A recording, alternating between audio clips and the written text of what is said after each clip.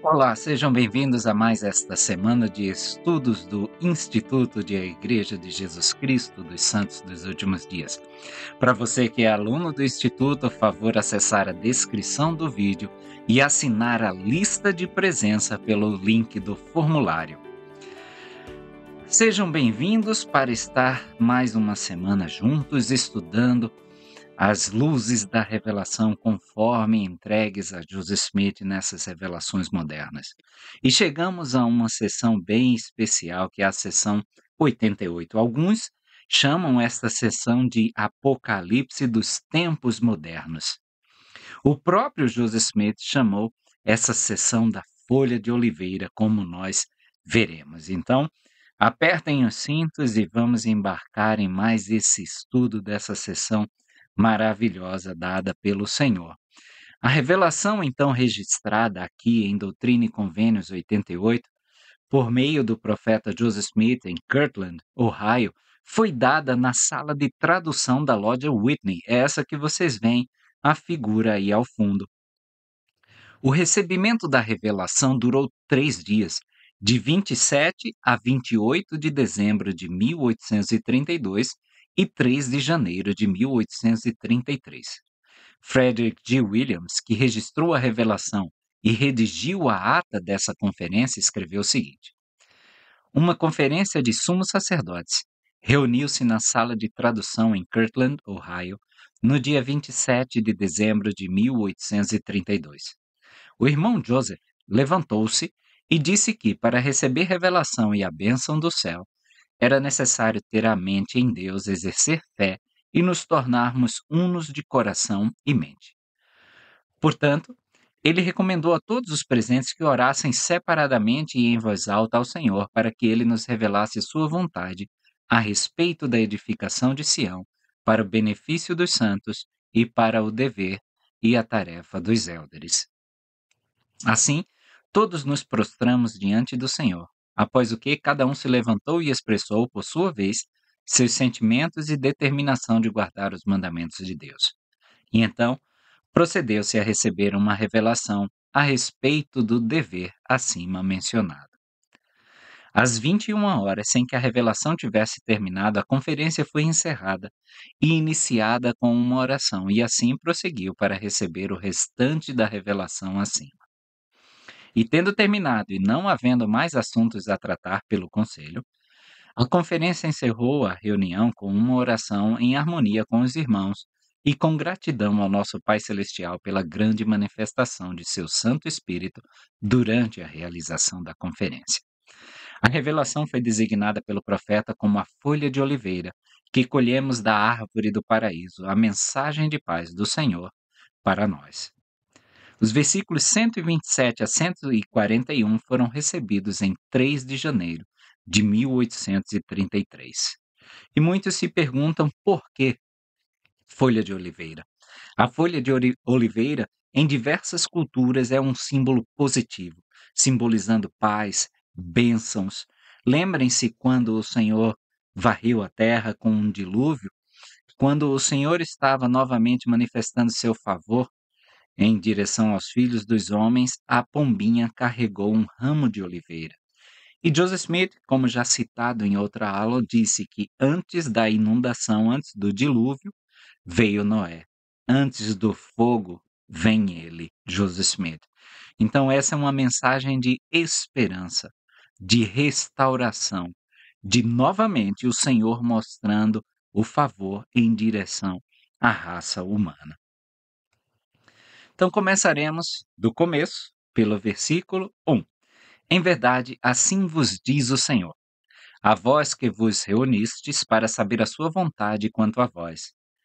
Naquela ocasião, estavam reunidos com o profeta Joseph Smith, Sr., Sidney Rigdon, Orson Hyde, Hiram Smith, Samuel H. Smith, Neil K. Whitney, Frederick G. Williams, Ezra Thayer e John Murdoch. Todos eles eram sumos sacerdotes. Versículo 2. Eis que isto é agradável ao vosso Senhor, e os anjos regozijam-se por vossa causa. As esmolas de vossas orações subiram aos ouvidos do Senhor de Sabaote, e estão registradas no livro de nomes dos santificados. Sim, os do mundo celestial. Esmola aí está significando obras de justiça. A própria palavra esmola tem origem no termo grego elesmosine, que significa piedade, misericórdia ou caridade.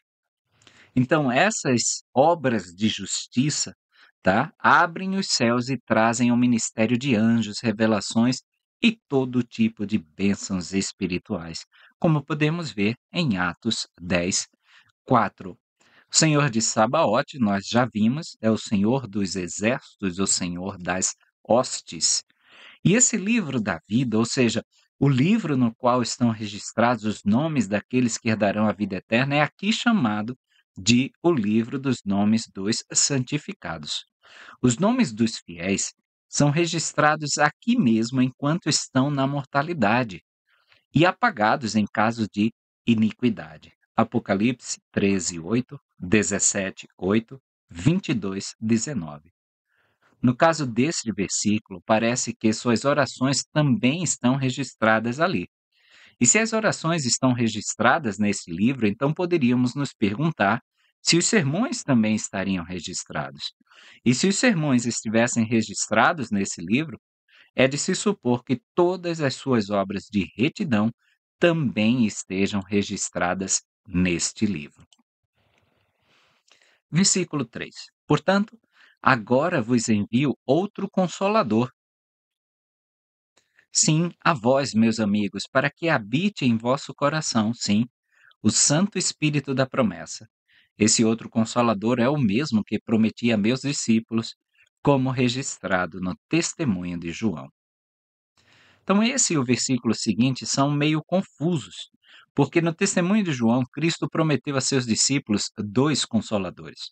O Consolador, conhecido pela humanidade em geral como o primeiro Consolador, ou o Espírito Santo, foi-lhe prometido como outro Consolador em João 14,16. Porque durante o ministério deles, ele, o próprio Cristo, havia sido o Consolador. Então, ele lhes prometeu um segundo Consolador, referindo-se à aparição pessoal dele próprio, João 14, 18 a 23. Em uma revelação subsequente, o profeta declarou: João 14, 23, a aparição do Pai e do Filho nesse versículo é uma aparição pessoal. E a ideia de que o Pai e o Filho habitam no coração do homem é uma antiga noção sectária e é falsa. Doutrina e Convênios 133. Esse versículo se baseia na linguagem de João 14,16, em que a expressão outro consolador faz referência ao Espírito Santo. A palavra outro significa literalmente outro da mesma espécie, isto é, alguém como o próprio Jesus, que tomará o seu lugar e fará a sua obra. A palavra grega traduzida na versão do King James como consolador é paracleto, alguém chamado para estar ao lado de. Outros significados incluem um amigo, especialmente um amigo legal. Em outras traduções, ainda vemos como um advogado. A palavra se refere a um conselheiro que apoia um réu em um julgamento. O Espírito, então, será o grande defensor dos discípulos. Outras traduções traduzem a passagem como outro ajudador, outro conselheiro e até mesmo outro advogado.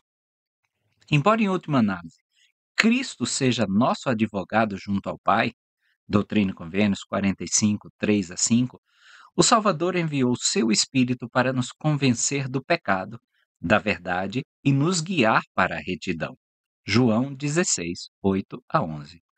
O Paracleto era qualquer pessoa que ajudasse alguém em dificuldades com a lei.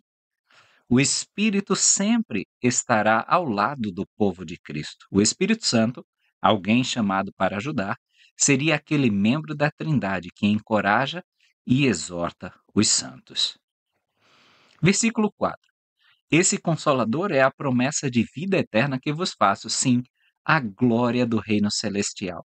E eu acho interessante que nós só estaremos aptos ao reino celestial se formos selados com esse Santo Espírito da promessa.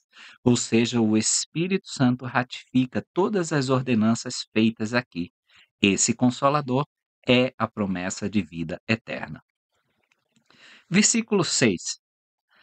Aquele que subiu ao alto, como também desceu abaixo de todas as coisas, no sentido de que compreendeu todas as coisas, para que fossem tudo e através de todas as coisas a luz da verdade. Verdade essa que brilha. Essa é a luz de Cristo, como também ele está no sol e é a luz do sol e o poder pelo qual foi feito. Como também ele está na lua e é a luz da lua e o poder pelo qual foi feita. Como também a luz das estrelas e o poder pelo qual foram feitas. E também a terra e seu poder, sim, a terra sobre a qual estás. E a luz que brilha, que vos ilumina, vem por meio daquele que ilumina vossos olhos, e é a mesma luz que vivifica vosso entendimento. Luz essa que procede da presença de Deus para encher a imensidade do espaço. A luz que está em todas as coisas, que dá vida a todas as coisas, que é a lei pela qual todas as coisas são governadas. Sim, o poder de Deus, que se assenta em seu trono, que está no seio da eternidade, que está no meio de todas as coisas. Cristo, então, é a luz. Alguns detratores da fé cristã dizem que é engraçado no relato da criação quando Deus diz haja luz e só depois ele cria o sol, a lua e as estrelas. Aí nós temos a resposta para isso. Cristo é a luz. É ele que concede a luz dele para o sol, para a lua e para as estrelas. Então, antes mesmo de existir o astro, fisicamente falando, a estrela, sol, ele já iluminava todas as coisas, assim como ilumina o entendimento de todos nós. E aí eu acho muito interessante porque nós tivemos aquele período de escuridão, de trevas, quando Jesus Cristo foi morto. Porque simplesmente tiraram a luz do mundo. Ele foi apagado. Essa luz foi apagada do coração dos filhos dos homens e por isso aquela escuridão. Joseph Smith é o grande revelador de Cristo para a nossa dispensação. Aprendemos mais sobre nosso Pai eterno, seu Filho unigênito e sobre as leis que governam as extensões infinitas da eternidade por meio dos lábios de Joseph Smith do que qualquer outro homem que já viveu. E nessa revelação, como ele mesmo disse, que tirada da árvore do paraíso, lemos um testemunho de tirar o fôlego de Cristo e da luz que emana dele. Onde mais nos é dito que a luz do sol, a luz da lua e a luz das estrelas é Cristo? Onde mais lemos que não há leis que ele não tenha dado, nenhum poder que não seja dele, nenhum conhecimento ou inteligência que não venha dele, nenhum poder para o bem que não venha dele. Quão insignificantes são as visões dos homens que nos querem fazer crer que ele obteve seu status exaltado pelo domínio das leis, quando o testemunho das Escrituras Sagradas é que ele é a fonte e o autor de todas elas.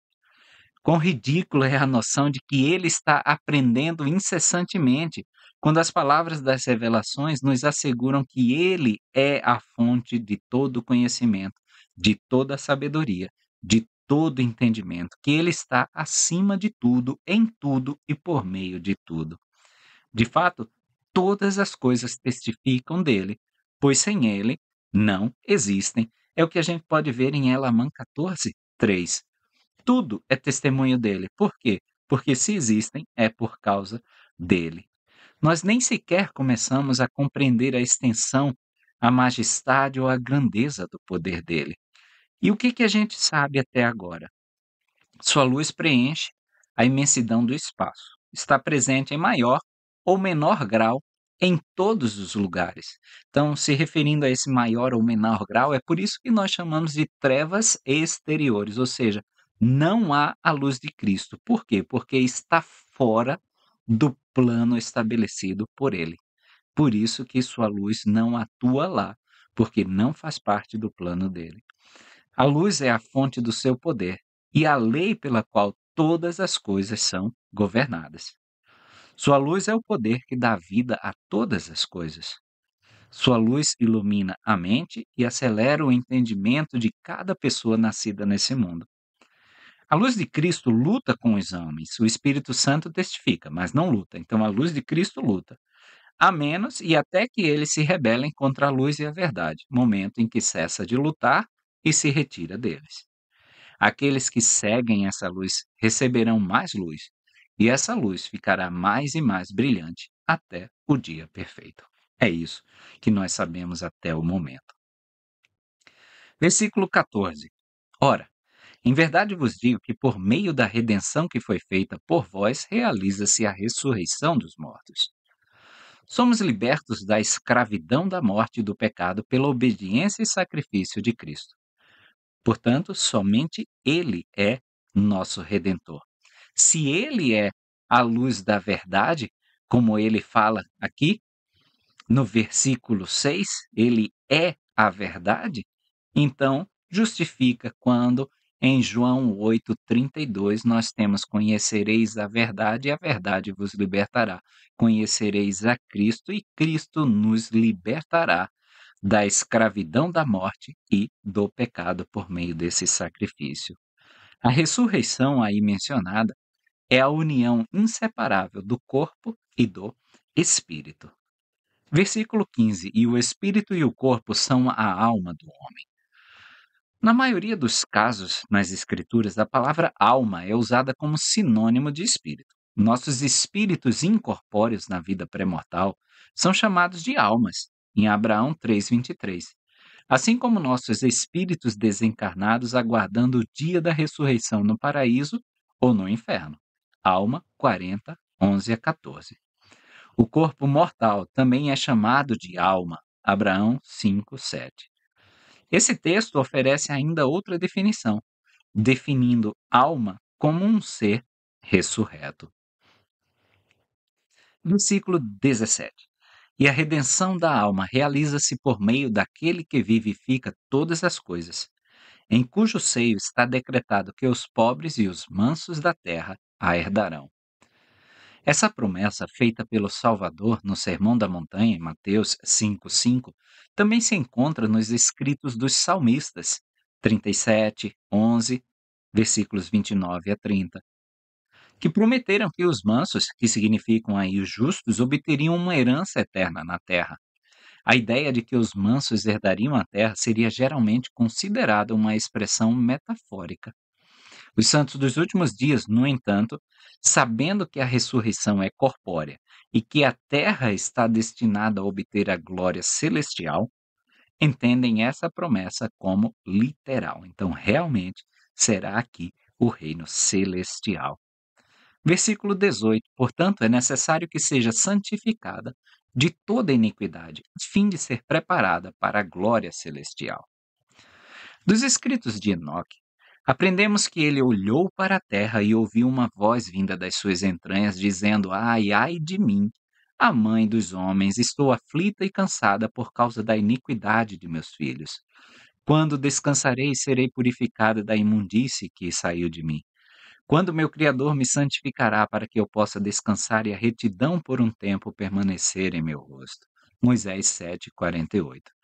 Nos dias de Noé, a terra foi purificada com um batismo de água, e novamente nos últimos dias, quando for consumida pela iniquidade, será purificada pelo batismo de fogo. Malaquias 4, 1 a 6.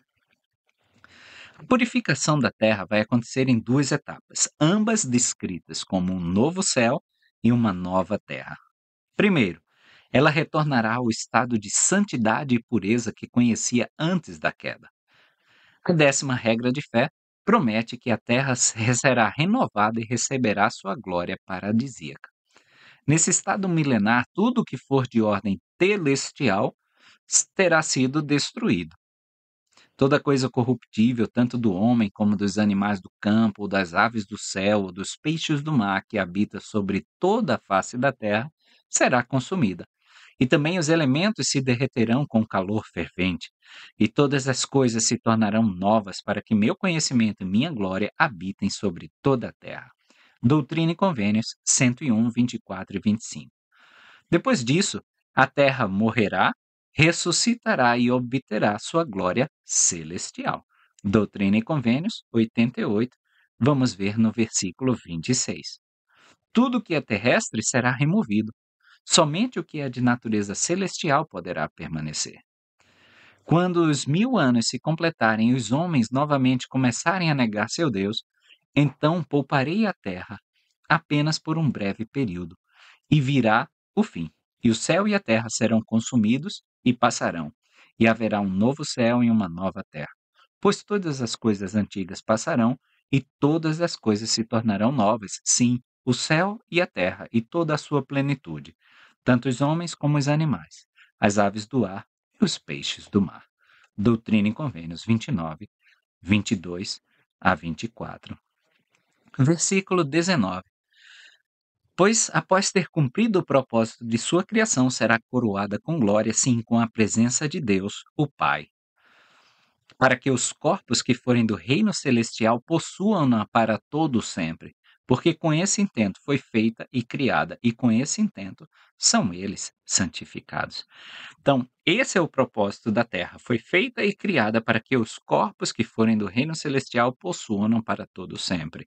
E com esse intento são eles santificados, nós somos santificados justamente para possuir a terra para todo o sempre. Versículos 21 a 24. E os que não forem santificados por meio da lei que vos dei, sim, a lei de Cristo, herdarão outro reino, sim, um reino terrestre ou um reino celestial. Porque aquele que não consegue viver a lei de um reino celestial não consegue suportar uma glória celestial. E aquele que não consegue viver a lei de um reino terrestre não consegue suportar uma glória terrestre. E aquele que não consegue viver a lei de um reino celestial não consegue suportar uma glória celestial. Portanto, não é digno de um reino de glória. Portanto, deve permanecer num reino que não seja um reino de glória. Com a ajuda da tradução de Joseph Smith, aprendemos que esse mesmo princípio foi ensinado pelo apóstolo Paulo. O princípio era tão óbvio para ele que ele achou tolice perguntar que tipo de corpo um homem teria na ressurreição. Para ilustrar, ele comparou a ressurreição ao dia da colheita, observando o que se colhe, o que se planta. Ele simplesmente raciocinou que se você quisesse colher trigo, então você plantaria trigo. Se você quisesse colher feijão, então você plantaria feijão e assim por diante. Da mesma forma, a natureza do seu corpo na ressurreição refletirá a lei que você escolheu para viver na mortalidade. Aqueles que vivessem uma lei celestial, ele sustentava que receberiam um corpo celestial. Aqueles que vivessem uma lei terrestre herdariam um corpo terrestre. E aqueles que cumprissem a lei celestial obteriam um corpo celestial. Ao ilustrar esse ponto, Paulo também perguntou quais seriam os vários membros do reino animal na ressurreição. Novamente, a questão é que na ressurreição, um urso não tem esperança de se tornar um pássaro ou um pássaro um urso. Peixes serão ressuscitados como peixes e gambás como gambás. Tudo surgindo de acordo com sua ordem, que é de acordo com a lei que escolheu obedecer.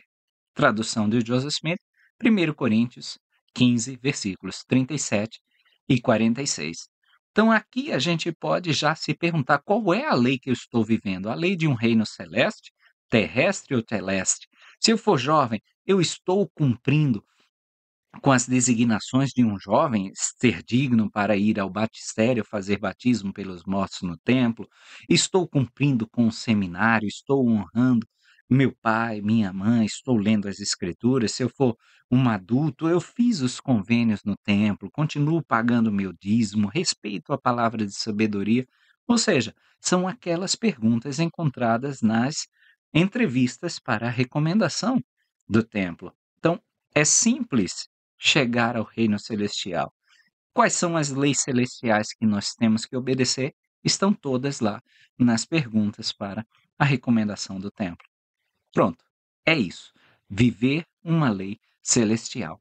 E o próprio presidente Russell M. Nelson tem enfatizado muito o fato de pensarmos celestial. É pensarmos com essa mente do templo, essa mente de viver essas leis celestiais para que possamos ser merecedores do reino celestial.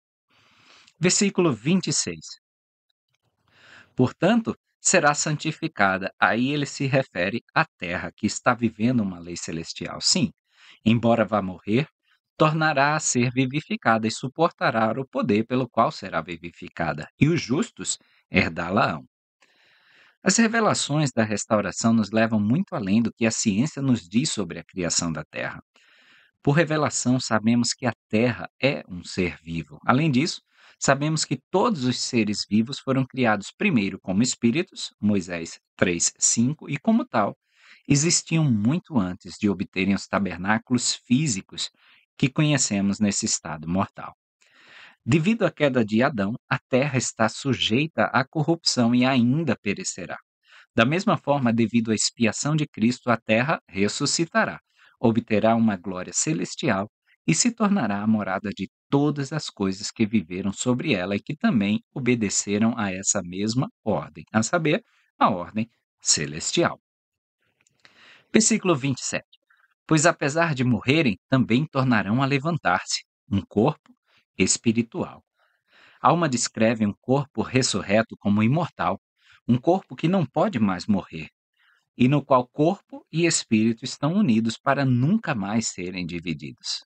Assim disse ele: o todo se torna espiritual e imortal, e não pode mais ver corrupção. Alma 11:45. Da mesma forma, Paulo falou de um corpo natural, um corpo sujeito à corrupção, e de um corpo espiritual, um corpo incorruptível. 1 Coríntios 15:44. De acordo com esse padrão, o presente texto também nos diz que a união do corpo natural com o espírito se torna um corpo espiritual, um corpo que não está sujeito à morte ou à corrupção. Os corpos de Adão e Eva antes da queda são apropriadamente chamados de corpos espirituais e a criação de um evento físico espiritual. Versículo 28. Aqueles que forem de um espírito celestial receberão o mesmo corpo que era um corpo natural. Sim, recebereis vosso corpo e vossa glória será a glória pela qual vosso corpo é vivificado. O corpo ressurreto será o mesmo corpo herdado na mortalidade. Então, em Lucas 24, quando os apóstolos não reconhecem a Jesus Cristo, alguns tentam dizer que o corpo dele era diferente. Isso não encontra base nas Escrituras, tá? O corpo é o mesmo. Eu atribuo mais aquele fato de não reconhecer como surpresa total. Você viu o homem morrer há pouco tempo, há poucos dias atrás, e agora estava ali na frente, eu pensaria de tudo, menos que era aquela pessoa. Eu pensaria: "Puxa, como é parecido, como o jeito de falar é igual", mas eu não diria que era aquela pessoa. Eu atribuo a isso a confusão ali dos discípulos na estrada de Emaús. Então, na ressurreição, Cristo tomou sobre si o mesmo corpo que morreu na cruz e que havia sido sepultado. Para enfatizar esse fato, quando apareceu aos seus discípulos após a ressurreição, ele mostrou as marcas das feridas em suas mãos, pés e lado. Lucas 24:36-40, João 20:26-27. Na ressurreição, nossos corpos sairão da sepultura como foram sepultados. O presidente Joseph F. Smith declarou: foi revelado por Deus a fonte da verdade por intermédio do profeta Joseph Smith nesta dispensação, que na ressurreição dos mortos, a criança que foi sepultada em sua infância ressurgirá na forma da criança que era quando foi sepultada. Então, começará a se desenvolver. A partir do dia da ressurreição, o corpo se desenvolverá até atingir a plena medida da estatura de seu espírito, seja homem ou mulher. O corpo recebido na mortalidade é uma herança eterna. Alguns questionam a literalidade da ressurreição com o mesmo corpo ou com os mesmos elementos que constituíam o corpo mortal antes que a corrupção da carne o destruísse na sepultura. Aparentemente, um comentário semelhante foi incluído em um discurso proferido por Orson Pratt durante a Conferência Geral da Igreja em Nauvoo, em abril de 1843. Há uma observação do elder Orson Pratt de que o corpo de um homem muda a cada 7 anos.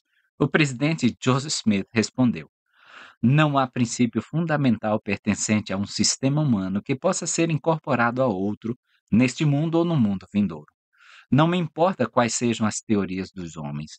Temos o testemunho de que Deus nos ressuscitará, e Ele tem o poder para fazê-lo. Se alguém supõe que qualquer parte do nosso corpo, isto é, as partes fundamentais dele, alguma vez entra em outro corpo, está enganado. Há muitos elementos da Terra que passam por nossos corpos à medida que ganhamos e perdemos carne. No entanto, as partes fundamentais de nossos corpos mencionadas pelo profeta ressuscitarão conosco na ressurreição. Além disso, nossos corpos ressurretos serão compostos das mesmas partículas que foram incorporadas ao nosso organismo durante a mortalidade. Alma 11, 43 a 44, capítulo 40, versículo 32. É o espírito de um indivíduo que vai vivificar o corpo na ressurreição. Então se segue que a luz e a glória recebidas pelo Espírito determinem a glória que vai vivificar esse corpo. Além disso, a lei que o Espírito veio cumprir determina a glória que ele recebe, seja ela celestial, terrestre ou telestial. Aqueles que cumprem a lei celestial recebem a plenitude da glória do Pai, assim como o Salvador. Doutrina e Convênios 93, 3 a 7 e versículo 22. Versículos 29 a 31. Vós, que fordes vivificados por uma porção da glória celestial, recebereis sua plenitude. E aqueles que forem vivificados por uma porção da glória terrestre receberão sua plenitude. E também aqueles que forem vivificados por uma porção da glória celestial receberão sua plenitude. Ser vivificado por uma porção da glória celestial, como ele fala aí, parece significar que se o impulso principal da vida de alguém estiver em harmonia com um padrão celestial, essa pessoa surgirá em uma ressurreição celestial e posteriormente poderá crescer até a plenitude dessa glória. O mesmo princípio se aplicaria àqueles que surgirem nas ressurreições terrestre e celestial. Versículo 32. E os que restarem também serão vivificados. Contudo, regressarão a seu próprio lugar para usufruir aquilo que estiverem dispostos a receber, porque não estavam dispostos a usufruir aquilo que poderiam ter recebido. Depois que todos os que herdarão um grau de glória, seja celestial, terrestre ou celestial, tiverem saído da sepultura em uma união inseparável de corpo e espírito, aqueles indignos de qualquer glória, em outros lugares chamados de filhos da perdição, também serão ressuscitados. Então, eles vão receber aquilo que estiveram dispostos a receber, porque eles não estavam dispostos a receber aquilo que poderiam ter recebido, que era a expiação de Jesus Cristo. Versículo 33. Pois de que vale a um homem ser-lhe conferida uma dádiva e não a receber? Eis que ele não se regozija no que lhe foi dado, nem se regozija naquele que faz a doação. Jesus Cristo doou seu sangue por nós, se sacrificando. Mas que adianta se não estamos dispostos a receber esse sangue? Esse versículo 33 está em íntima conexão com o versículo 32. Tá? Versículo 35. Aquilo que transgride uma lei e não obedece à lei, mas procura tornar-se uma lei para si mesmo e prefere permanecer no pecado, nele permanecendo inteiramente, não pode ser santificado por lei, nem por misericórdia, justiça ou julgamento, portanto, permanece imundo ainda. Esses cometeram um pecado imperdoável, e embora tenham ressuscitado, permanecem imundos ainda e, portanto, são incapazes de herdar até mesmo o menor dos graus de glória, porque nada impuro pode habitar na presença de Deus. Então, eles são relegados a um local onde não está a presença de Deus, destituído de luz, trevas exteriores. Versículo 36. A todos os reinos se deu uma lei. Bem poderia o Senhor nos perguntar como fez com Jó há tantos anos. Conheces tu as ordenanças do céu? Em Jó 38, 33. Conhecemos as leis que governam os sistemas planetários e todas as extensões infinitas das eternidades? A gente consegue explicar a diferença de seus movimentos e as influências pelas quais eles são retidos e giram em suas órbitas? Até certo ponto, sim. Sir Isaac Newton, considerado por muitos o maior cientista de todos os tempos, identificou a lei da gravitação universal. No entanto, em resposta à pergunta de onde vem a gravidade, ele não conseguiu explicar nem compreender. Nenhum homem, sem a ajuda do poder de Deus, pode compreender as ordenanças do céu. O Deus que adoramos não é um cientista divino. Ele não descobriu a lei e depois a utilizou para propósitos justos. Ele é o autor e criador de todas as ordenanças do céu e da terra. Jeremias 33, 25 e mais posteriormente, nesta mesma sessão, vamos ver o versículo 42. Versículo 37 e versículo 38. E há muitos reinos, pois não existe espaço em que não haja reino, e não existe reino em que não haja espaço, seja um reino maior ou um reino menor. E a todo reino é dada uma lei, e a toda lei também tem certos limites e condições. Não há lugar na eternidade onde Deus não tenha autoridade. Não há fronteira que alguém possa cruzar para escapar de sua justiça ou se esconder de sua ira. Ele é supremo. Não há espaço que não seja governado por sua lei. Versículo 39. Todos os seres que não se conformam a essas condições não são justificados. Ser justificado é ser julgado em conformidade com a lei. O elder Bruce R. McConkie explicou: uma vez que uma lei tenha sido ordenada, ela passa a operar automaticamente, isso é, sempre que houver cumprimento de seus termos e condições, os resultados prometidos se concretizarão. A lei da gravidade é um exemplo óbvio. Da mesma forma, o cumprimento da lei da fé sempre traz os dons do Espírito. Pela obediência à lei celestial, os homens automaticamente se qualificam para uma herança celestial na eternidade. Pela rebelião aberta contra a lei, eles automaticamente asseguram para si um lugar em um reino que não é um reino de glória. Isso estaria de acordo com a lei da justificação e em conformidade com ela. Versículo 40. Pois a inteligência apega-se à inteligência, a sabedoria recebe a sabedoria. A verdade abraça a verdade, a virtude ama a virtude, a luz se apega à luz, a misericórdia se compadece da misericórdia e reclama o que é seu. A justiça segue seu curso e reclama o que é seu. O julgamento vai ante a face daquele que se assenta no trono e governa e executa todas as coisas. Todas as coisas produzem segundo sua própria espécie. Foi assim desde o início dos tempos. O Senhor fez a criação e pediu que se reproduzissem de acordo com a sua espécie. Então, amor gera amor. Bondade resulta em bondade, e bondade é retribuída com bondade. Inversamente, ódio gera ódio. Um mal incita outro, e um ato mesquinho será correspondido por outros. Pombas geram pombas. Cobras geram cobras. Assim como as pessoas que buscam a luz e a verdade são conduzidas a elas, também aqueles que buscam a escuridão e o mal encontrarão o que buscam. Há um ditado corrente que diz que os opostos se atraem. Eu já digo diferente, os opostos se distraem, talvez por um certo tempo. Nas coisas que mais importam são os semelhantes que se atraem.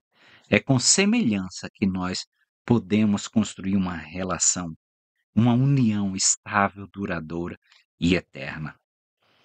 Deus não é isento de julgamentos. Sem julgamento, isso é, a aprovação de uma coisa e desaprovação da outra, não poderia haver virtude, bondade, retidão e nenhum reino de luz e verdade.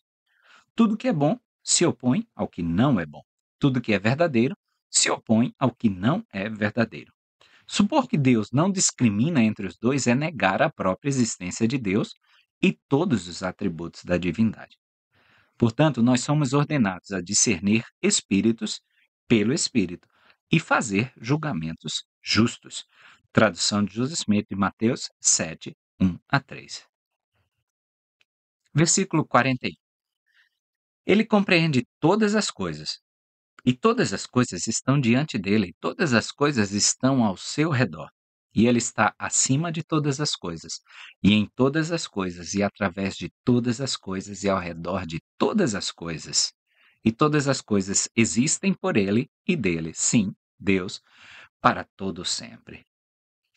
Conforme é anunciado aqui, não é simplesmente que Deus conhece todas as coisas, mas que Ele constitui a fonte de suas existências. Todas as coisas são uma expressão da existência de Deus. Toda verdade, toda lei, toda forma de existência, tudo evidencia a mão de Deus. Ele as criou todas. Não há nada relativo a elas que ele não conheça. Assim, ele está acima de todas as coisas. Ele é a fonte da vida para todas as coisas e governa todas as coisas. Novamente, supor que haja um lugar ou conhecimento que esteja atualmente além de Deus é supor que em algum lugar ou em alguma matéria Deus seja diferente, de fato, inferior a Deus. O próprio Deus testifica que este não é o caso. Versículo 42. E também em verdade vos digo, ele deu uma lei para todas as coisas, pela qual se movem em seu tempo e em suas estações. Uma heresia comum entre os santos dos últimos dias é que nos tornamos como Deus por meio da educação ou do domínio das leis. A noção é que Deus se tornou Deus ao identificar as leis da natureza e aprender a viver em harmonia com elas e como utilizá-las para seus propósitos. Nesse texto, como também vimos no versículo 36, nós podemos refutar tal noção. Deus é o autor da lei, não o coparceiro dela. Não adoramos a lei. A lei, como Deus sectário, não tem corpo, partes e paixões. Não conhece justiça ou misericórdia, nem bem nem mal. Não tem poder para determinar ou mudar seu próprio curso. Mas alguém pode perguntar: não é pela obediência à lei que Cristo se tornou como seu Pai e que nós nos tornamos como Deus é? A resposta é sim, claro. Mas Cristo seguiu apenas leis que haviam sido ordenadas pelo Pai. Sua salvação residia em fazer a vontade do Pai, não em descobrir leis que governam o universo e tentar cumpri-las. Assim acontece conosco. Buscamos a salvação nos ensinamentos dos profetas, não nos ensinamentos de eruditos de nossa época. É de justiça que as escrituras falam, não de erudição.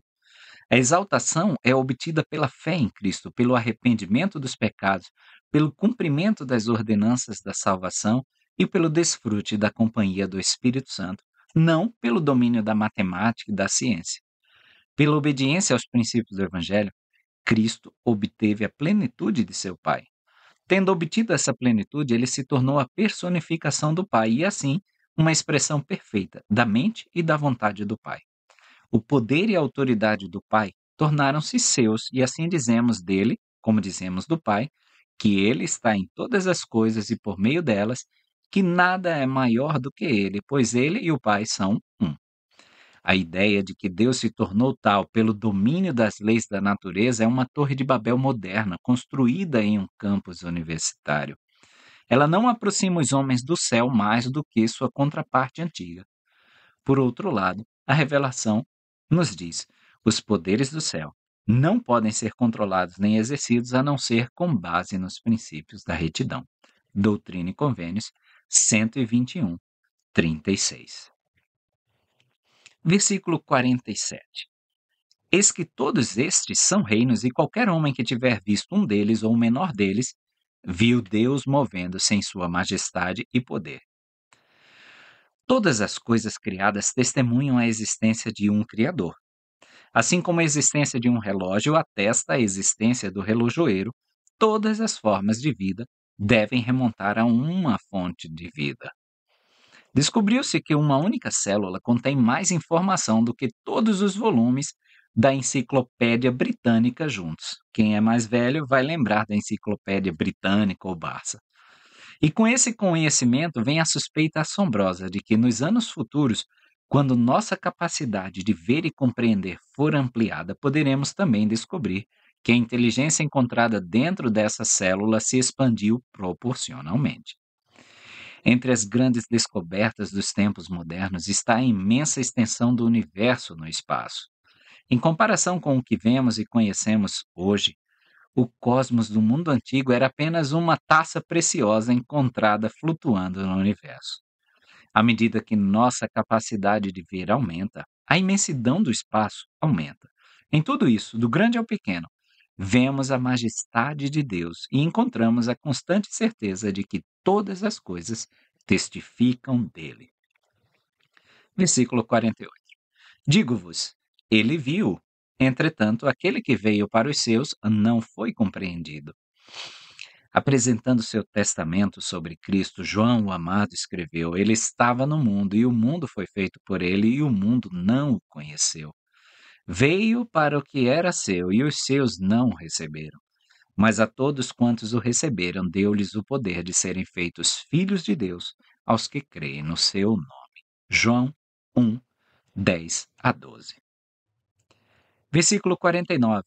A luz brilha nas trevas e as trevas não a compreendem. Contudo, dia virá em que compreendereis até o próprio Deus, sendo vivificados nele e por ele. O Deus dos filósofos transcende a capacidade de compreensão do homem. Ele é desconhecido, incognoscível, inexprimível, imóvel, invisível, inacessível. Portanto, é impróprio atribuir-lhe forma, movimento, lugar, atributos ou nomes. Tal é o Deus adotado nos credos do cristianismo histórico. Em contraste, Cristo repreendeu a mulher samaritana por não conhecer o Deus que adorava, dizendo-lhe: Vós adorais o que não conheceis. Nós adoramos o que conhecemos. Havia chegado o tempo, disse ele, para aqueles que têm a verdade adorarem o Pai em espírito e em verdade, porque o Pai procura a tais que assim o adorem. João 4, 22 a 23.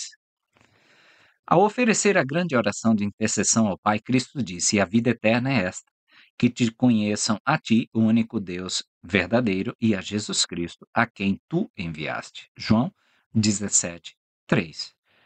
Com o mesmo espírito, Joseph Smith disse: O primeiro princípio do Evangelho é conhecer, com certeza, o caráter de Deus e saber que podemos conversar com Ele como um homem conversa com outro. A promessa feita neste texto é que, num dia futuro, quando o poder de Deus for colocado sobre nós, seremos capazes de ver, conhecer e compreender a natureza de Deus. Versículo agora do 51 ao 61 é uma parábola dos servos no campo. Eis que compararei estes reinos a um homem que tem um campo, e que a ele enviou seus servos para nele cavar. E disse ao primeiro: Vai e trabalha no campo, e na primeira hora procurar-te-ei e contemplarás a alegria de meu semblante. E disse ao segundo: Vai também para o campo, e na segunda hora visitar-te-ei com a alegria de meu semblante. E também ao terceiro disse: Visitar-te-ei, e ao quarto, e assim por diante, até o 12º. E o senhor de campo foi até o primeiro na primeira hora e permaneceu com ele toda aquela hora. E ele alegrou-se com a luz do semblante de seu senhor. E então apartou-se do primeiro a fim de visitar também o segundo e o terceiro e o quarto e assim por diante, até o 12º. E assim todos eles receberam a luz do semblante de seu senhor, cada homem em sua hora e em seu tempo e em sua estação. Começando pelo primeiro e assim por diante até o último, e do último ao primeiro e do primeiro ao último. Cada homem em sua própria ordem, até que sua hora terminasse, de acordo com o que seu senhor lhe ordenara, para que seu senhor fosse nele glorificado e ele em seu senhor, a fim de que todos fossem glorificados. Portanto, a esta parábola compararei todos os reinos e seus habitantes, cada reino em sua hora, e em seu tempo e em sua estação, de acordo com o decreto de Deus. Essa parábola, apresentada aí no contexto de uma discussão sobre as extensões infinitas da eternidade, é uma das afirmações mais claras nas Escrituras de que existem outros mundos habitados, cada um dos quais será visitado por Cristo. Em cada caso, o padrão é o mesmo. Cristo escolhe seu servo, designa-lhe seu trabalho e faz a promessa concomitante de que, no tempo e na estação apropriados, o visitará, o que ele faz. A parábola não sugere que Cristo tenha aparecido a alguém além de seu servo designado em cada um desses mundos. Que o Cristo ressurreto tenha aparecido a grandes multidões nos vários planetas, seguindo o padrão de sua aparição entre os nefitas e entre vários grupos das tribos perdidas, parece uma suposição razoável. No entanto, não é o propósito desta parábola abordar esse ponto. Versículo 62. E também em verdade vos digo, meus amigos, deixo-vos estas palavras para que pondereis em vosso coração com este mandamento que vos dou, de que me invoqueis enquanto estou perto. Aqui, Cristo chama os 10 homens envolvidos no revelamento dessa revelação de seus amigos. Em princípio, a expressão se estende a todos os seus servos fiéis. Da mesma forma, ele se referiu, no meridiano do tempo, aos 12 como meus irmãos. João 20, 17. Versículo 63. Achegai-vos a mim, e achegar-me-eis a vós. Procurai-me diligentemente e achar-me-eis. Pedi e recebereis. Batei e ser-vos-á aberto. Ao seu povo nos dias de Malaquias, o Senhor diz: voltem-se para mim e eu me voltarei para vocês. Malaquias 3, 7. Nosso relacionamento com o Senhor é condicional. Versículos 64 e 65. Tudo o que pedirdes ao Pai em meu nome vos será dado, se for para o vosso bem. E se pedirdes alguma coisa que não seja para o vosso bem, tornar-se-á em vossa condenação. Ninguém gosta de estar em uma situação em que um amigo lhe pede algo impróprio ou inapropriado. Tal pedido pode desgastar ou prejudicar seriamente o relacionamento deles. Os mesmos princípios se aplicam ao nosso relacionamento com nosso Pai Divino. O convite para pedir a Ele tem limites óbvios. Pedimos apenas o que é certo, adequado, conveniente, necessário, aquilo que edifica e para o qual o Espírito nos orienta. Orar indevidamente é tomar o nome do Senhor em vão, mas brincar com o que é sagrado pode muito bem, como este texto adverte, trazer condenação. Versículo 66. Eis que o que ouvis é como a voz de alguém clamando no deserto. No deserto, porque não o podeis ver. A minha voz, porque a minha voz é o Espírito. O meu Espírito é verdade. A verdade persiste e não tem fim, e se estiver em vós, prosperará. Ouvir os sussurros silenciosos do Espírito é ouvir a voz do Senhor. Ler as palavras das Escrituras em companhia do Espírito também é ouvir essa voz. Doutrina e Convênios 18, 35, seção 84, 60. Também pode ser nosso privilégio ouvir a voz audível, a voz mesmo, do Senhor. Doutrina e Convênios 130, 14, 15, Elamã 5, 29 a 33, Terceiro Nef 11, dos versículos 3 ao 7. Versículo 67. E se vossos olhos estiverem fitos em minha glória, todo o vosso corpo se encherá de luz, e em vós não haverá trevas. E o corpo, que é cheio de luz, compreende todas as coisas. A linha de pensamento aqui é simples e direta. Aquilo que é de Deus é luz, e aquilo que recebe luz e persevera em Deus recebe mais luz, e essa luz se torna mais e mais brilhante até o dia perfeito. Doutrina e Convênios 50, 24. Como o texto imediatamente anterior observa, estar cheio de luz é compreender todas as coisas. Deus é luz, e estar cheio do Espírito de Deus é possuir a sabedoria e o conhecimento de Deus. Tal seria o caso com os mensageiros que vêm de sua presença, conhecidos por nós como anjos de luz. Ensinando esse princípio, Brigham Young observou: Deus é a fonte de toda inteligência, não importa quem a possua, seja o homem na terra, os espíritos no mundo espiritual, os anjos que habitam as eternidades dos deuses ou a inteligência mais inferior entre os demônios no inferno. Todos derivaram a inteligência, a luz, o poder e a existência que possuem de Deus, da mesma fonte da qual recebemos os nossos. Versículo 68. Portanto, santificai-vos, para que vossa mente concentre-se em Deus. E dias virão em que o vereis, porque ele vos desvendará sua face. E será em seu próprio tempo, e a seu próprio modo, e de acordo com sua própria vontade. A promessa aqui dada era que Cristo se manifestaria a estes, os primeiros obreiros, depois de se terem santificado. Veremos nos versículos 74 e 75. Versículo 69. Lembrai-vos da grande e última promessa que vos fiz. Rechaçai vossos pensamentos ociosos e vossos risos excessivos. No capítulo final de seu evangelho, Lucas relata a aparição de Cristo aos 12 no cenáculo pouco antes de sua ascensão. Depois de instruí-los, ele disse: Eu vos envio a promessa de meu Pai. Ficai, porém, na cidade de Jerusalém até que do alto sejais investidos de poder. Lucas 24, 49. Lucas inicia sua próxima epístola, conhecida por nós como o livro de Atos, no mesmo ponto.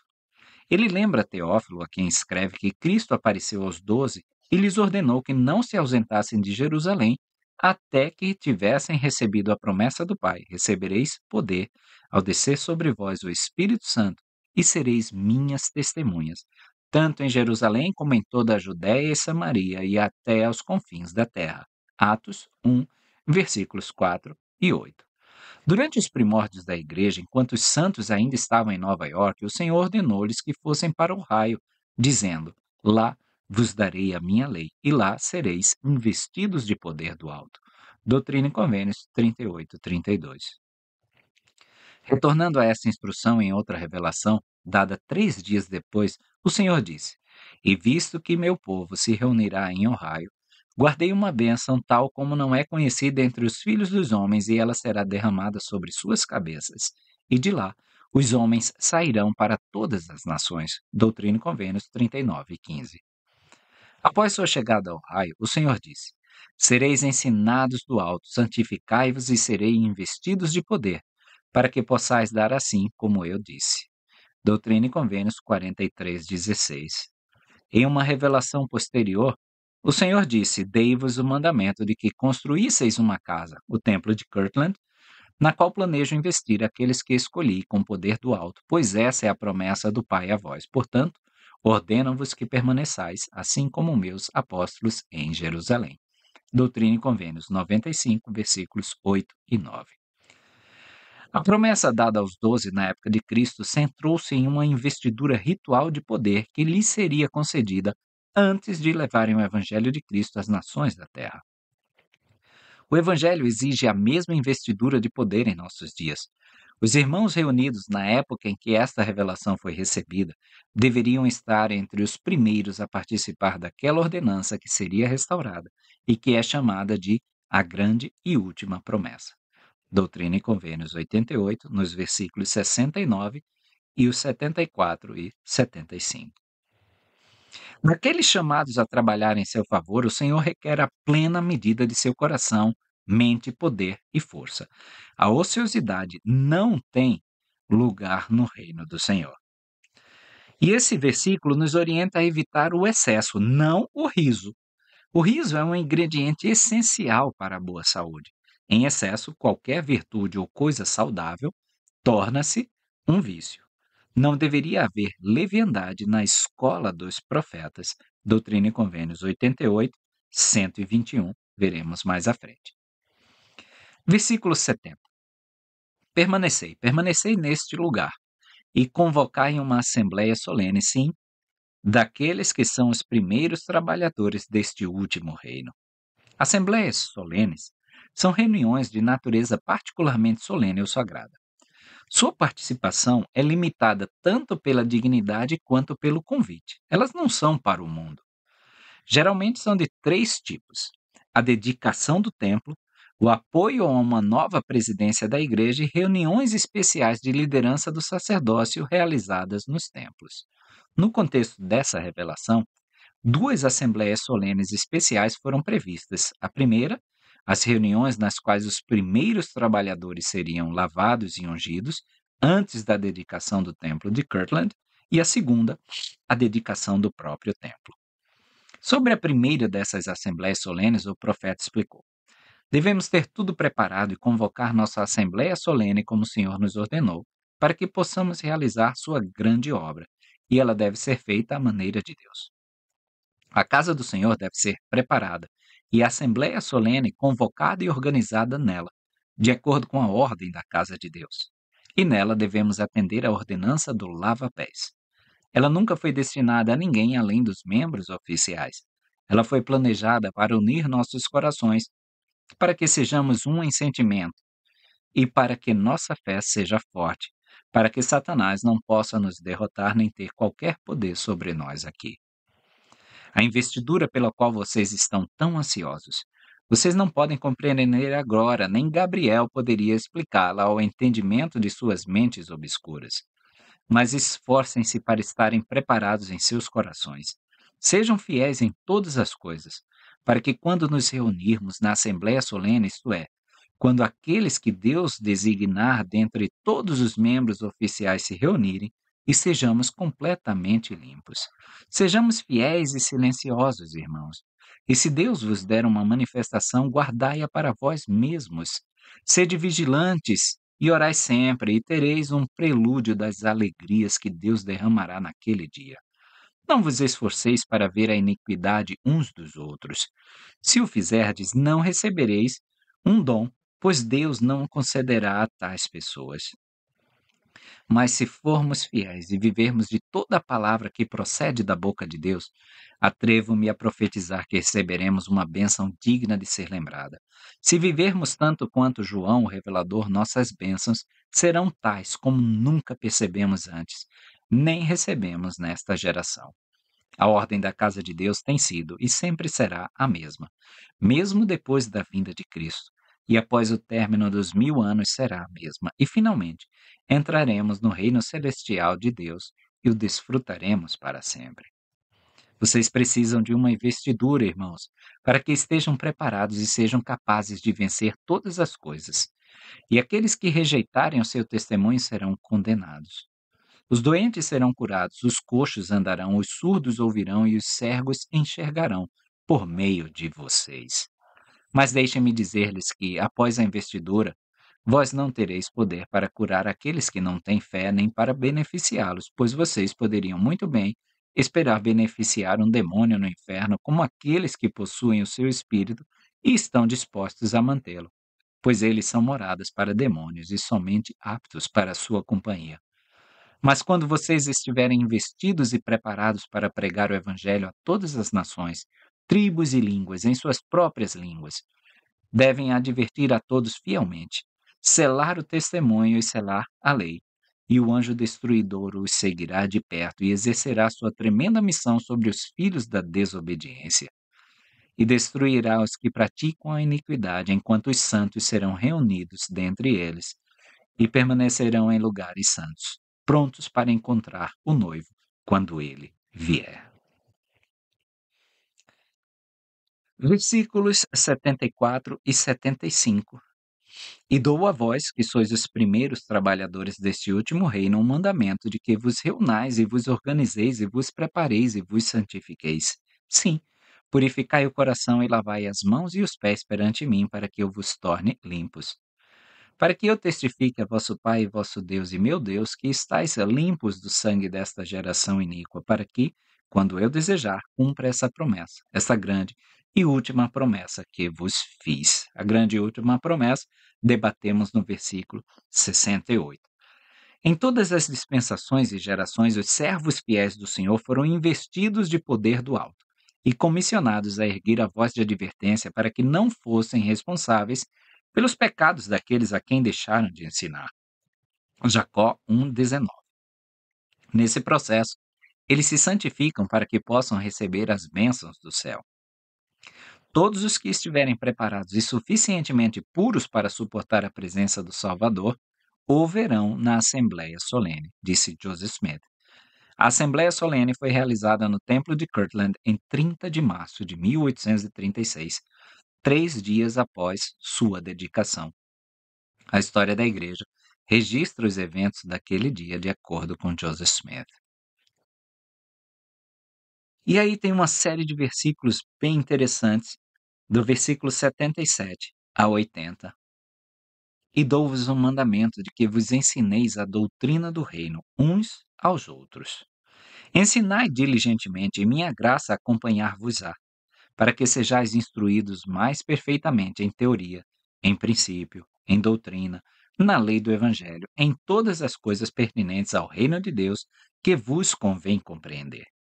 Tanto as coisas do céu como da terra e de debaixo da terra, coisas que foram, coisas que são, coisas que logo hão de suceder, coisas que estão em casa, coisas que estão no estrangeiro, as guerras e complexidades das nações e os julgamentos que estão sobre a terra, e também um conhecimento de países e reinos, para que estejais preparados em todas as coisas, quando eu vos enviar outra vez, para magnificar o chamado com o qual vos chamei e a missão com a qual vos comissionei. A ignorância e o evangelho são tão antiéticos quanto a luz e as trevas. Escolas e aprendizado não podem ser separados dos princípios da salvação, assim como a fé e o arrependimento. Aqui é dado o mandamento de que ensinemos uns aos outros. É verdade que, na busca por educação, muitos de nossos professores não serão pessoas de fé, não são membros da igreja. Recebemos ansiosamente qualquer luz que eles tenham, mas não recorremos a eles para estabelecer os limites de nossa fé ou determinar nossos padrões. O currículo com o qual os santos dos últimos dias devem se familiarizar de acordo com o Senhor inclui coisas nos céus, coisas na terra e debaixo da terra, coisas que foram e que são, coisas que em breve hão de acontecer, coisas em casa e coisas no exterior.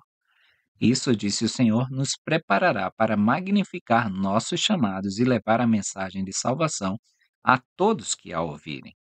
É importante que os santos dos últimos dias não percam de vista o propósito do Senhor ao orientar seus santos a se familiarizarem com assuntos seculares. Não há nenhuma implicação nessa revelação de que encontraremos salvação no aprendizado secular. A salvação vem somente por meio da expiação de Cristo e de nossa obediência às leis e ordenanças que ele instruiu para esse propósito.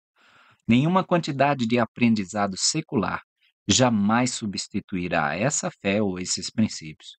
Por essa razão, essa revelação inclui a orientação de primeiro ensinar a doutrina, a lei do Evangelho, aquilo que é conveniente para que possamos compreender a ordem das coisas do reino de Deus. Buscai primeiro o reino de Deus e sua justiça, e todas as outras coisas vos serão acrescentadas, todos os outros conhecimentos.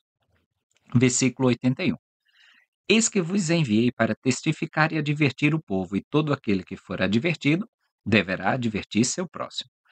Todos os que foram avisados de um perigo iminente têm a obrigação de avisar os outros. Isso se aplica independentemente de decidirem atender ao aviso ou não. Se eu fui avisado da necessidade do arrependimento e do batismo e decido não obedecer, ainda tenho a obrigação de avisar a família e os amigos de que eles devem se arrepender e ser batizados. Versículo 84. Portanto, permanecei e trabalhai diligentemente, a fim de que sejais aperfeiçoados em vosso ministério, para irdes aos gentios pela última vez, todos os que a boca do Senhor nomear, com o fim de ligar a lei e selar o testemunho, e preparar os santos para a hora do julgamento que está para vir. A nossa é a dispensação final do Evangelho. De acordo com a profecia, o Evangelho deve ir primeiro aos gentios e depois aos judeus pela última vez, antes do dia da calamidade e do julgamento. 1 Nef 13:42, Doutrina e Convênios 1, 17 a 23. O bom pastor chama pelo nome as suas ovelhas e as guia. Minhas ovelhas ouvem a minha voz, e eu as conheço, e elas me seguem, e eu lhes dou a vida eterna, e elas nunca perecerão, nem homem algum as arrebatará da minha mão. João 10, 3, 27 e 28. João 10 é o capítulo do bom pastor, e é uma referência aí a tantos quantos a boca do Senhor nomear. A linguagem que ele diz aí a fim de ligar a lei e selar o testemunho é de Isaías, proveniente de uma descrição daqueles de ambas as casas de Israel que rejeitaram Cristo e seu evangelho. Isaías encarregou os servos do Senhor de ligar o testemunho, selar a lei entre meus discípulos. Isaías 8:16. Todos os discípulos saem com poder que lhes foi dado para selar, tanto na terra como nos céus, incrédulos e rebeldes. Sim, em verdade, para selá-los até o dia em que a ira de Deus for derramada sobre os iníquos sem medida. Doutrina e Convênios 1, 8 e 9. Sobre esses iníquos e incrédulos, a palavra revelada diz: Eis que ninguém há para vos livrar, porque não obedecestes à minha voz quando vos chamei dos céus. Não crestes em meus servos, e quando eles vos foram enviados, não os recebestes. Portanto, selaram o testemunho e ligaram a lei. E fostes entregues às trevas. Estes irão para as trevas exteriores, onde há choro e lamentação e ranger de dentes. Doutrina e Convênios 133, 71 a 73. O elder Bruce R. McConkie explicou: o Evangelho traz bênçãos ou maldições. Ambas são administradas aos homens pelos agentes do Senhor. Aqueles a quem eles abençoam são abençoados, e aqueles a quem eles amaldiçoam são amaldiçoados. Doutrina e Convênios 124, 93. Os servos do Senhor saem para ligar a lei e selar o testemunho e preparar os santos para a hora do julgamento, que está por vir.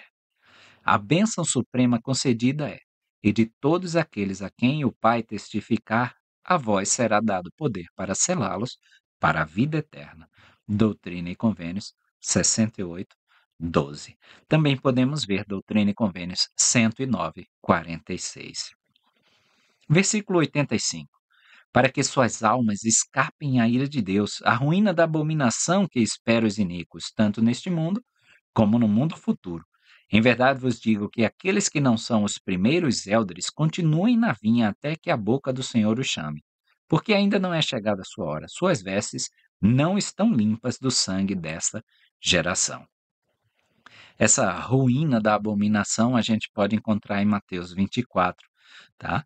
E essa referência aí aos primeiros élderes é aos oficiais presidentes da igreja, como a gente acha em Doutrina e Convênios 21, 2 e Doutrina e Convênios 105, 7. Versículo 86.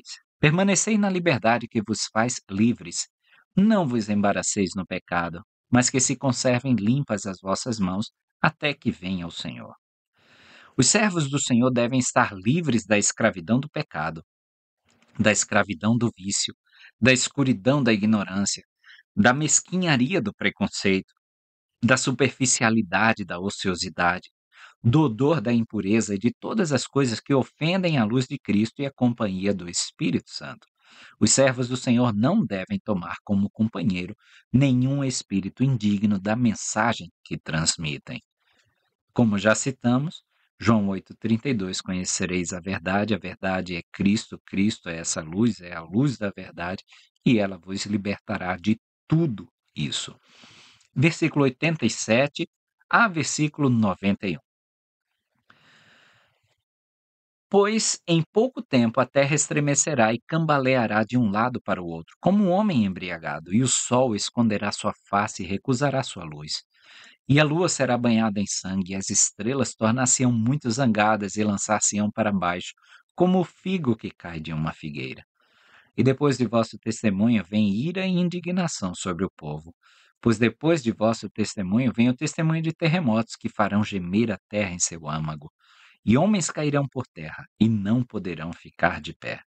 E vem também o testemunho da voz de trovões e da voz de relâmpagos e da voz de tempestades e da voz das ondas do mar, arremessando-se além de seus limites. E todas as coisas estarão tumultuadas. E certamente o coração dos homens lhes falhará, pois o temor tomará conta de todos. Semelhante aos capítulos 7 a 22 de Apocalipse. Essa seção da revelação apresenta essa semelhança impressionante. Os eventos narrados pelo revelador estão obviamente sendo resumidos aqui para que possamos vê-los e compreendê-los à luz da restauração.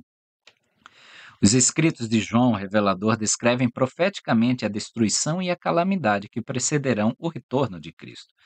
A iniquidade e a destruição descritas aqui são deprimentes, mas por trás delas está a promessa suprema do retorno de Cristo. A justiça prevalecerá, o bem vencerá o mal, e os inimigos da luz e da verdade serão vencidos. É o ramo da oliveira que foi tirado da árvore do paraíso. O estudioso do Evangelho, Robert J. Matthews, observou: o profeta esteve envolvido por muitos meses na elaboração do rascunho inicial de uma tradução inspirada do Novo Testamento, concluindo com o livro do Apocalipse em março de 1832. No processo de tradução, muitas coisas importantes lhe foram reveladas sobre o Evangelho, e, nesse caso, sobre os eventos futuros que ocorreriam na Terra. Doutrina e Convênios 45, 60, 62. A história da Terra, um ministério de 7 anjos que desempenham um papel proeminente nas cenas do julgamento final e a abertura dos 7 selos, são aspectos significativos do Apocalipse de João. Estes foram reiterados e parcialmente explicados em Doutrina e Convênios 77, como consequência da tradução, e foram posteriormente ampliados nestes versículos da seção 88. Portanto, consideramos essa parte da seção 88 como um esclarecimento e explicação adicionais do Apocalipse de João. Estes são itens escatológicos, os eventos finais que ocorrerão na Terra antes que ela seja preparada para a glória celestial. Todas as nações devem ouvir a proclamação do Evangelho e ser informados sobre os meios de redenção. A terra deve perecer e a maldade será purificada de sua face. Haverá uma ressurreição de toda a humanidade e um julgamento final. Pela fé em Jesus, o Santo terá conquistado a vitória sobre o pecado e a morte e será coroado com glória eterna. As calamidades e os tremores convulsivos da terra, as guerras e as pestes mencionadas nesses versículos, são os detalhes envolvidos no conceito mais amplo da terra, sendo preparada para o seu destino celestial eterno. Versículo 92. E anjos voarão pelo meio do céu, clamando em alta voz, soando a trombeta de Deus, dizendo: preparai-vos, ó habitantes da terra, pois é chegado o julgamento do nosso Deus. Eis que vem o esposo, saí para encontrá-lo. Todo sacerdócio, chave, poder ou autoridade conhecidos pelos antigos foi restaurado por aqueles que os possuíam. Cabe a nós completar a obra que eles começaram. O Filho do Homem virá, nos foi prometido, e enviará os seus anjos diante dele com um grande clamor de trombeta, e eles reunirão o restante dos seus eleitos, desde os 4 ventos, de uma a outra extremidade dos céus. Tradução de Joseph Smith de Mateus 1, 37. Versículo 93. E imediatamente aparecerá um grande sinal no céu, e todo o povo o verá juntamente. Falando dos sinais dos tempos, Joseph Smith disse: haverá guerras e rumores de guerras, sinais acima nos céus e abaixo na terra. O sol se transformará em trevas e a lua em sangue. Terremotos em diversos lugares. Os mares se agitarão além dos seus limites. Então aparecerá um grande sinal do Filho do Homem no céu. Mas o que o mundo fará? Dirão que é um planeta, um cometa, etc. Mas o Filho do Homem virá como o sinal da vinda do Filho do Homem, que será como a luz da manhã que sai do Oriente. Versículo 94. E outro anjo soará sua trombeta, dizendo àquela grande igreja, a mãe das abominações, que fez com que todas as nações bebessem do vinho da ira de sua fornicação, que persegue os santos de Deus, que derramou seu sangue, aquela que se assenta sobre muitas águas e sobre as ilhas do mar. Eis que ela é o joio da terra. Está amarrada em feixes, seus laços são fortalecidos, nenhum homem os pode desatar, portanto, está pronta para ser queimada. E ele soará sua trombeta longa e fortemente, e todas as nações a ouvirão. A história não viu escassez de igrejas falsas e até diabólicas. De fato, nunca houve um tempo, mesmo antes do início da Terra, em que igrejas falsas não se opusessem à igreja e ao reino de Deus. O elder Bruce R. McConkie escreveu: a igreja do diabo é o mundo. É toda a carnalidade e maldade de que o homem caído é herdeiro. É toda prática profana e perversa. É toda religião falsa, todo suposto sistema de salvação que, de fato, não salva e exalta o homem no mais alto céu do mundo celestial. É toda a igreja, exceto a verdadeira, seja ela desfilando sob uma bandeira cristã ou pagã. Como Moroni dirá em uma era posterior da história nefita, e como verificaremos em nossa avaliação de Apocalipse 18, 1 a 24, são as combinações secretas, as sociedades vinculadas a juramentos e a grande força mundial do consumismo ímpio. Éter 8, 14 a 26. Versículo 95. E haverá silêncio no céu pelo espaço de meia hora. E imediatamente depois a cortina do céu se desenrolará, como um rolo se desenrola depois de ter sido enrolado, e a face do Senhor será revelada. O elder Bruce R. McConkie escreveu: o significado da meia hora de silêncio ainda não foi revelado. Se for calculado com base no tempo do Senhor de 1000 anos por dia, a duração seria cerca de 21 dos nossos anos. Abraão 3,4, 2 Pedro 3,8. A frase vem aí de Apocalipse 8:1.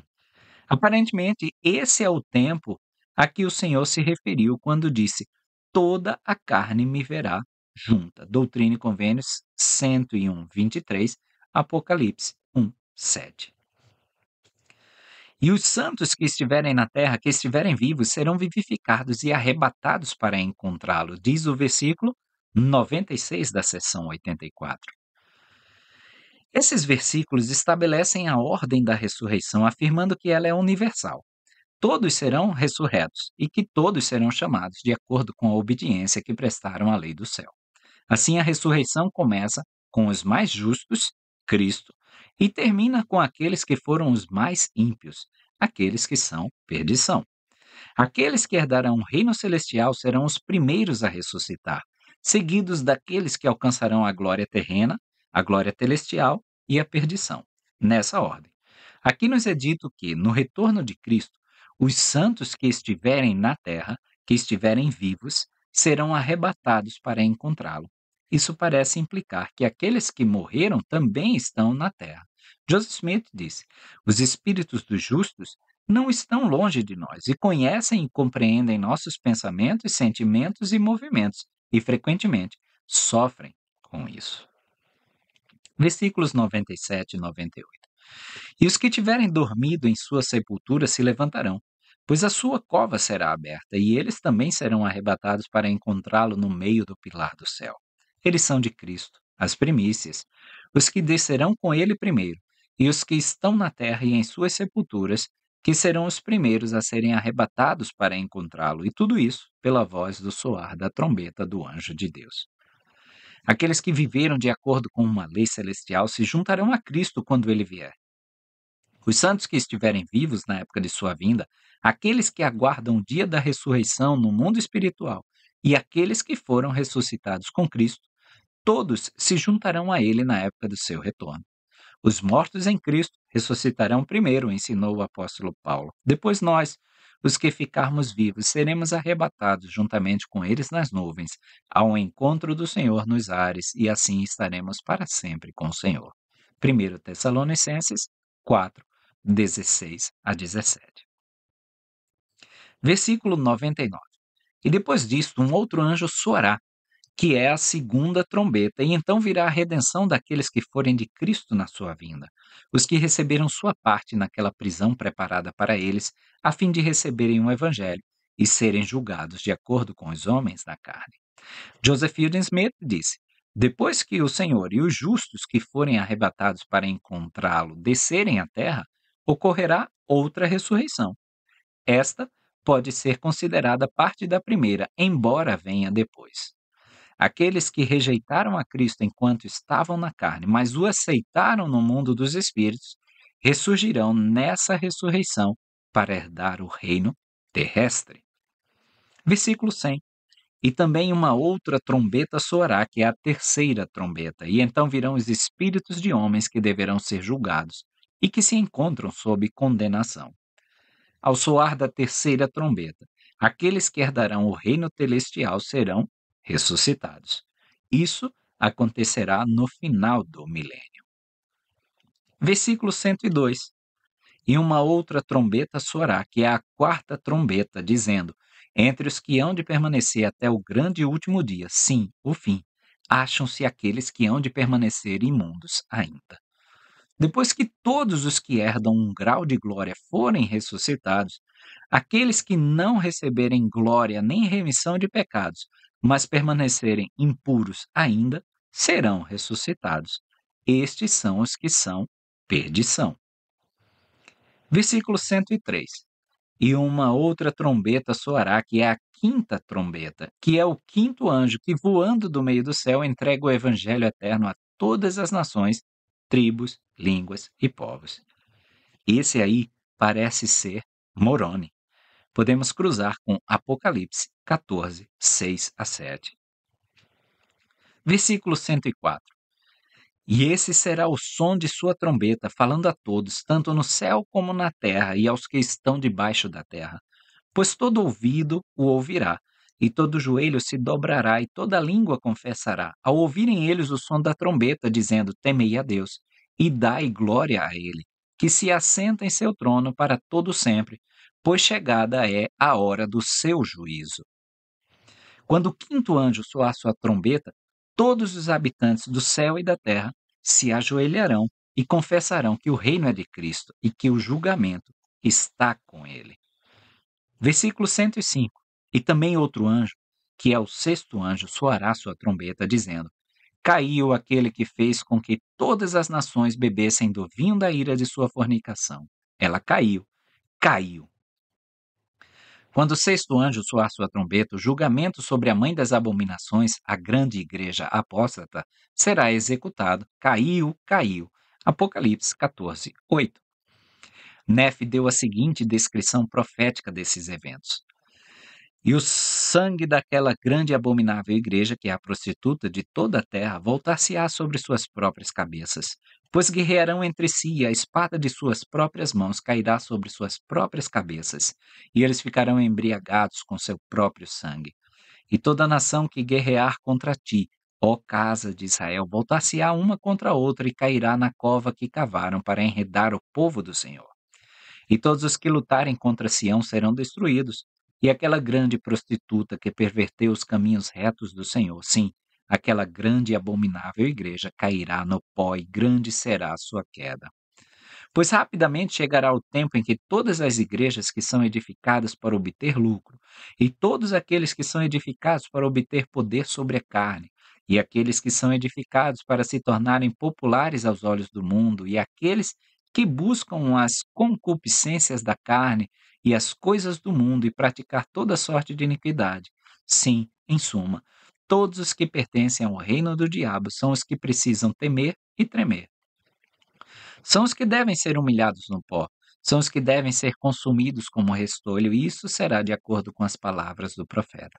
1 Nefe 22, 13 e 14 e versículo 23. Versículo 106. E também outro anjo, que é o sétimo anjo, soará sua trombeta, dizendo: Está consumado, está consumado. O Cordeiro de Deus venceu e sozinho pisou o lagar, sim, o lagar do furor da ira do Deus Todo-Poderoso.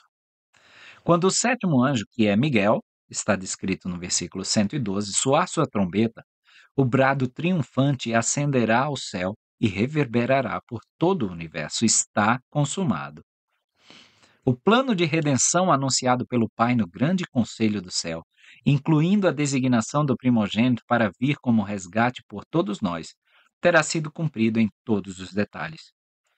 Então os anjos serão coroados de glória, e os santos receberão sua herança celestial, e serão feitos iguais ao Deus Todo-Poderoso em poder, em força e em domínio. Doutrina e Convênios 76, 95.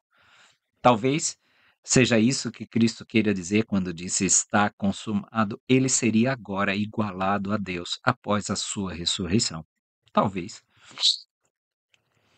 Versículo 108 a 110.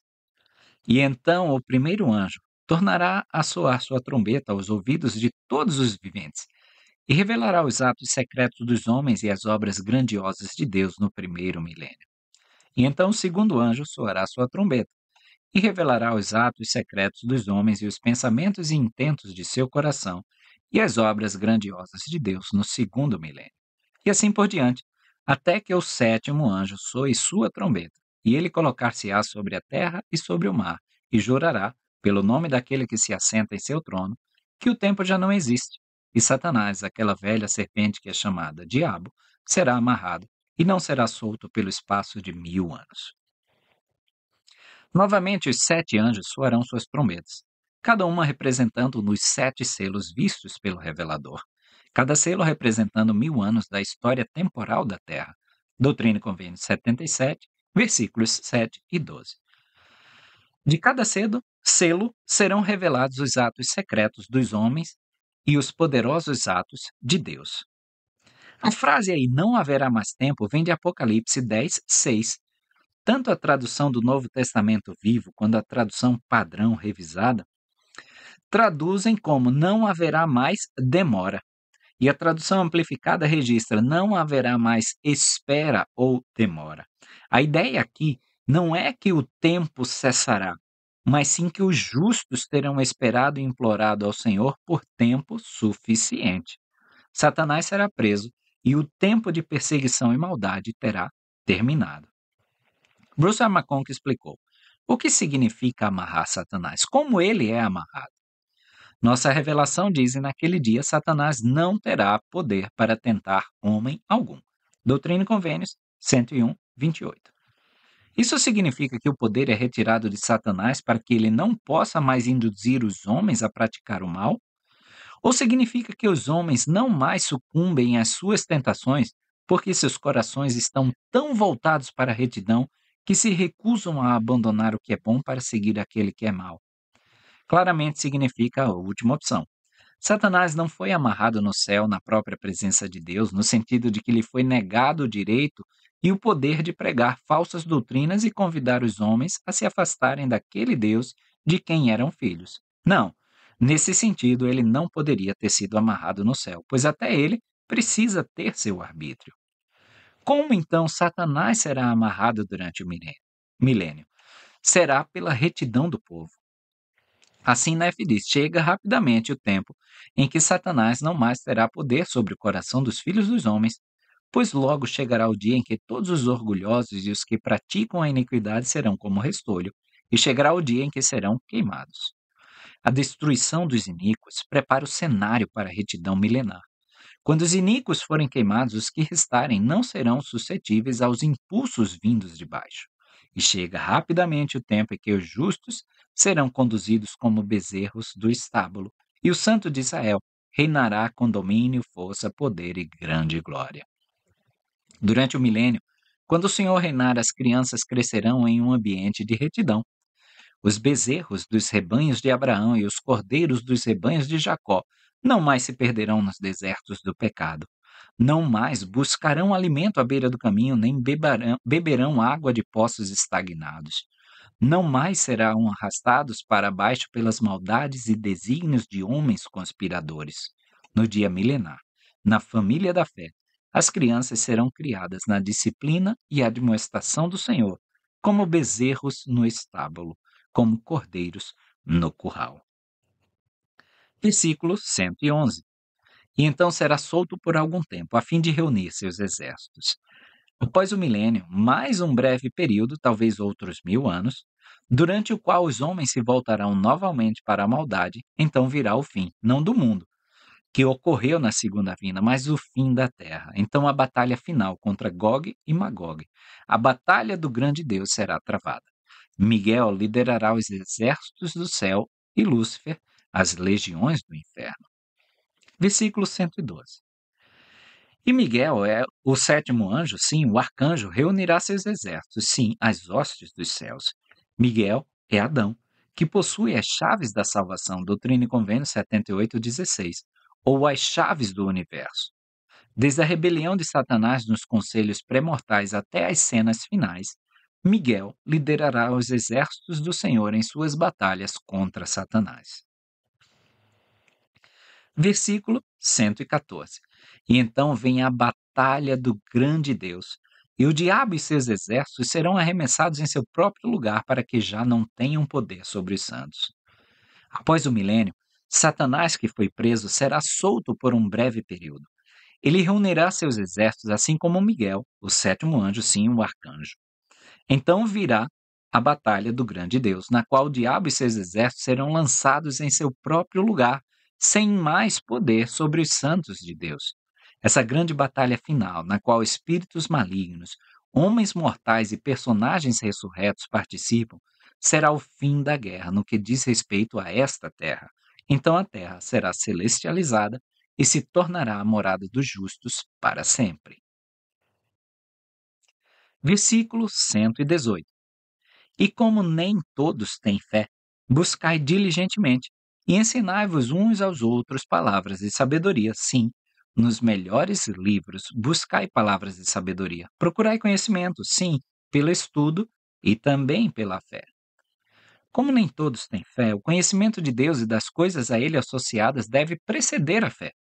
Não podemos exercer fé naquilo que não conhecemos. Portanto, os santos devem ensinar uns aos outros, para que a fé aumente entre eles. Segue-se naturalmente que não há lugar em uma sala de aula da igreja para aquilo que não produz fé. O povo do Senhor deve ser um povo letrado. Deve ler constantemente bons livros. Quanto aos melhores livros, homens e mulheres de fé e bondade sempre os escreverão. Os santos dos últimos dias também aprenderiam muito se unissem seu estudo a uma fé maior. Por exemplo, as revelações da restauração, incluindo o livro de Mórmon, Doutrina e Convênios, Pérola de Grande Valor, tradução de Joseph Smith, podem revelar uma quantidade imensurável de conhecimento sobre os ensinamentos do Velho e do Novo Testamento, se tivermos fé para permitir que o façam.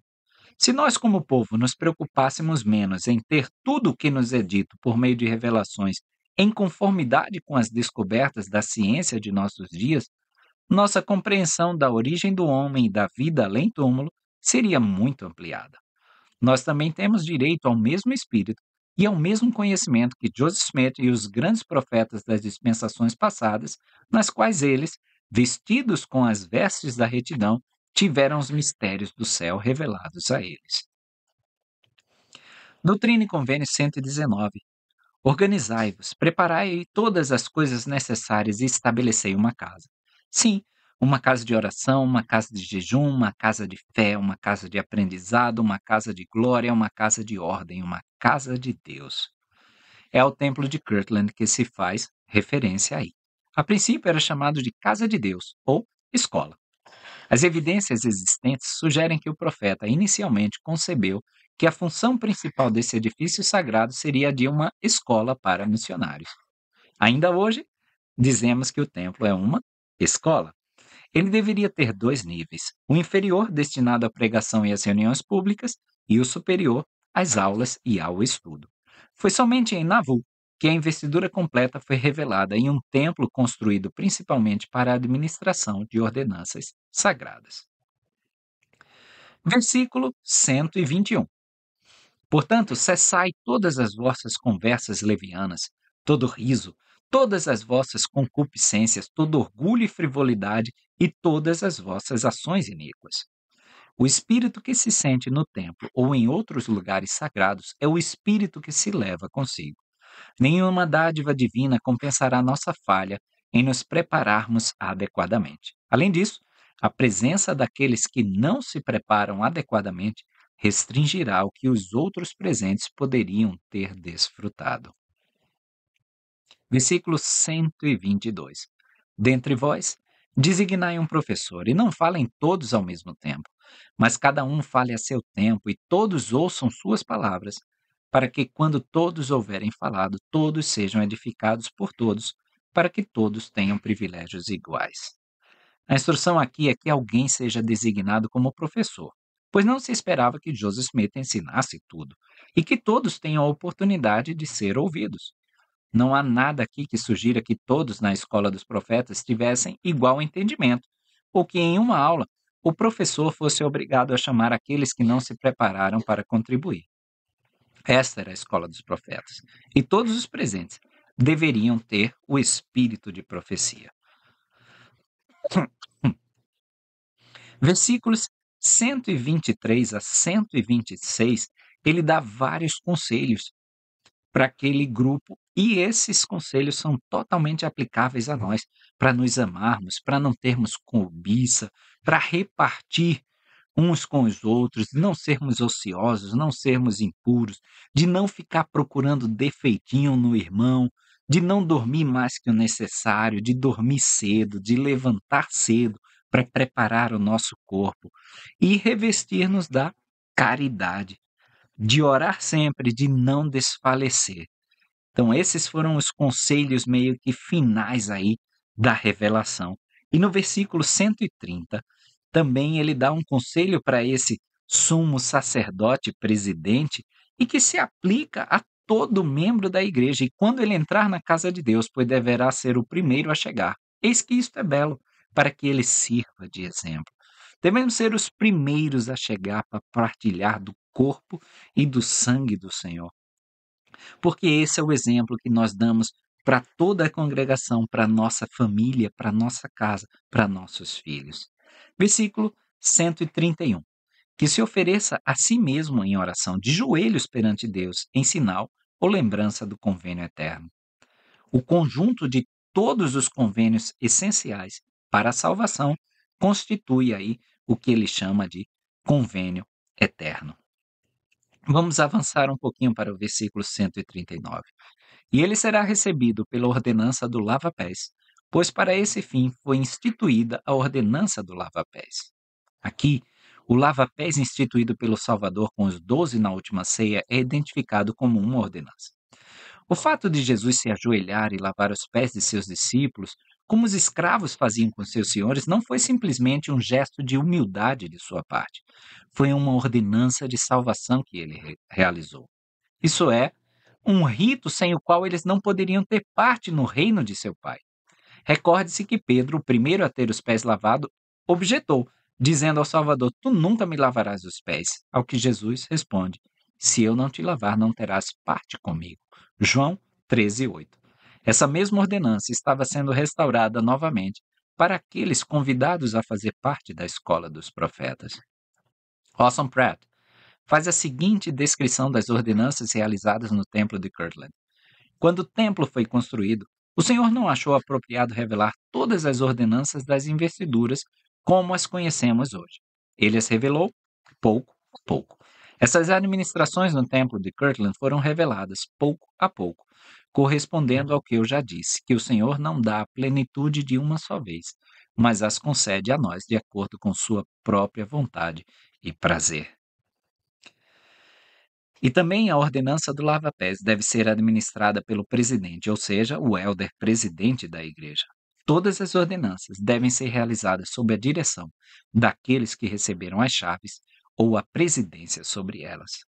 Alguns ainda classificam que hoje, quando iniciamos no templo através das cerimônias iniciatórias, nós estamos realizando essa cerimônia do lava-pés, aquelas que nos habilitarão à presença do Senhor, a ter parte com o Senhor.